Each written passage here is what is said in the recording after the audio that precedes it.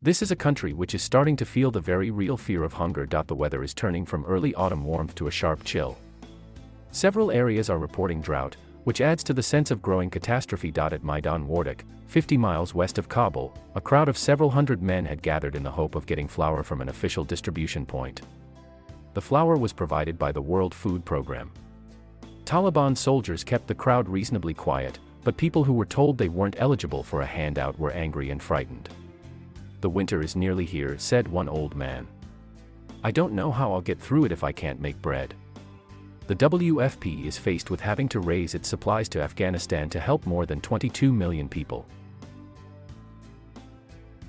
If the weather is as bad as experts are predicting this winter, the expectation is that large numbers will be threatened with acute hunger and widespread famine. I spoke to the executive director of the WFP, David Beasley, when he paid a visit to Kabul on Sunday. His analysis of the situation was alarming. "It is as bad as you possibly can imagine," said Mr. Beasley. "In fact, we're now looking at the worst humanitarian crisis on Earth. 95% of the people don't have enough food, and now we're looking at 23 million people marching towards starvation," he added. "The next 6 months are going to be catastrophic. It is going to be hell on earth."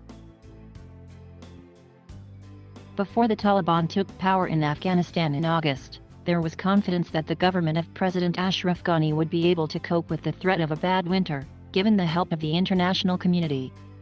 That help evaporated when Mr. Ghani's government collapsed. Western countries have cut off their aid to the country, since they don't want to be seen to help a regime which bars girls from education and is in favor of reintroducing the full range of Sharia punishments. But will those countries just stand by now and allow millions of innocent people to face acute hunger? Mr. Beasley challenges the governments and the billionaires of the developed world to face up to the urgent need for help.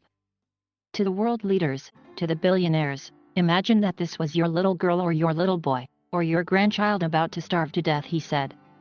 You would do everything you possibly could, and when there's $400 trillion worth of wealth on the earth today, shame on us. We let any child die from hunger. Shame on us.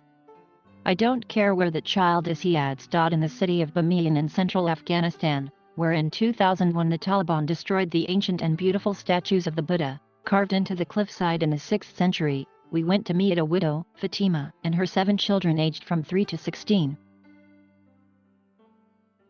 Her husband died of stomach cancer not long ago. They are wretchedly poor, and live in a cave close to the huge alcove in the cliff where one of the Buddhas used to stand. Under the last government, Fatima was able to get fairly regular supplies of flour and oil, but those stopped directly the Taliban took over.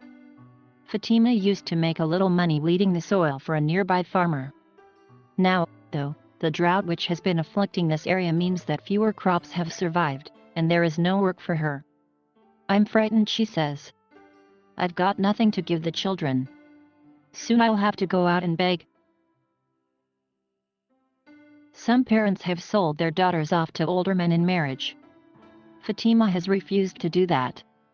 But unless the supply of food resumes, she and her children face actual starvation. Now the snow is beginning to settle on the nearby mountaintops and there is a new sharpness in the air. The winter will very soon be here, and huge numbers of people like Fatima and her family will be on the very brink of catastrophe.